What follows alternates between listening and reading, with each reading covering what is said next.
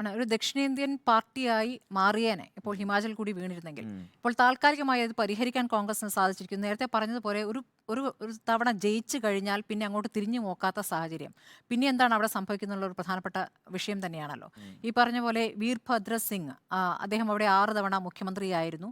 അദ്ദേഹത്തിന്റെ നേട്ടങ്ങൾ പറഞ്ഞുകൊണ്ടാണ് തെരഞ്ഞെടുപ്പിൽ വിജയിച്ചതെന്ന് മകൻ പറയുന്നു, ഭാര്യ പറയുന്നു. അപ്പോൾ ഭാര്യ പ്രതിഭ അടുത്ത മുഖ്യമന്ത്രിയാകാൻ ആഗ്രഹിച്ചിരുന്നു. അത് കൊടുക്കാതെ ഈ കുടുംബാധിപത്യം എന്നുള്ള ബി.ജെ.പിയുടെ പ്രധാനപ്പെട്ട ഒരു ആരോപണം ഒഴിവാക്കുക എന്നുകൂടി ലക്ഷ്യത്തോടു കൂടി തന്നെയാണ് സുഖ്വീന്ദർ സുഖു.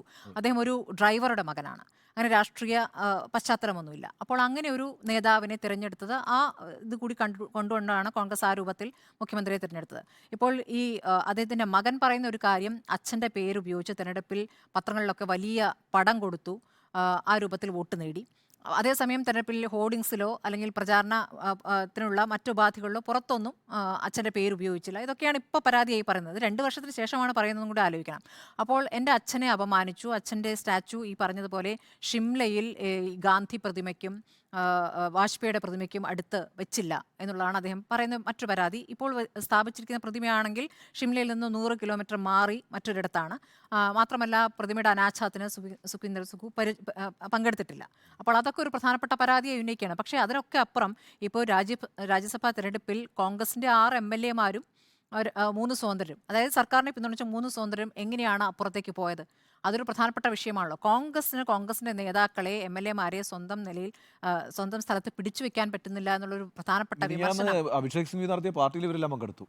ഈ 9 പേരും പങ്കെടുത്തിട്ടുണ്ട് ആ ഡിന്നറിൽ. അപ്പോൾ എന്തായാലും ഇപ്പോൾ ഈ പറഞ്ഞ ഒരു ബജറ്റ് പാസ്സാക്കി. ഇപ്പോൾ അതിനിടയ്ക്ക് തന്നെ ബി.ജെ.പി ഈ പ്രതിപക്ഷ നേതാവടക്കം 15 MLA-മാരെ സസ്പെൻഡ് ചെയ്തുകൊണ്ടാണ് കോൺഗ്രസ് ഇതിനെ ഫലപ്രദമായി തടഞ്ഞത്. അല്ലെങ്കിൽ ഇപ്പോൾ വിശ്വാസം നേടണമെന്നുള്ളൊരു ആവശ്യവുമായി മുന്നോട്ട് പോയേനെ. മാത്രമല്ല ഇവർ ഗവർണറെ കാണുകയൊക്കെ ചെയ്തല്ലോ പ്രതിപക്ഷ നേതാവ്. അതിനുശേഷം പ്രതികരിച്ചത് ഈ രാജ്യസഭാ തെരഞ്ഞെടുപ്പിൽ പരാജയപ്പെട്ടതുകൊണ്ട് ധാർമ്മികമായി ഭരിക്കാൻ സുഖ്വീന്ദർ സുഖിന് അധികാരമില്ല എന്നാണ്. ധാർമ്മികതയെക്കുറിച്ചാണ് ബി.ജെ.പി വാചാലരാകുന്നത്. അപ്പോൾ ഈ രീതി എല്ലായിടത്തും തുടരുന്നു. നമ്മൾ കണ്ടതാണ്, യു.പിയിലും ആ രൂപത്തിൽ പ്രവർത്തിച്ചിട്ടുണ്ട്.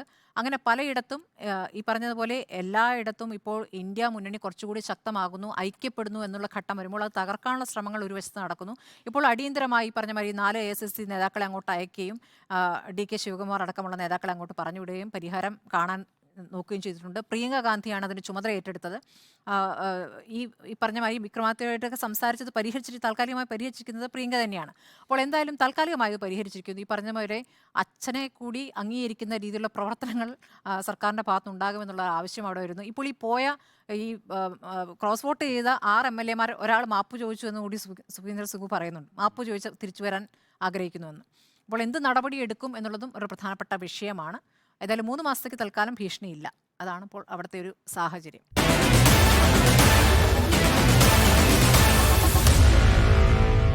Meet the editors.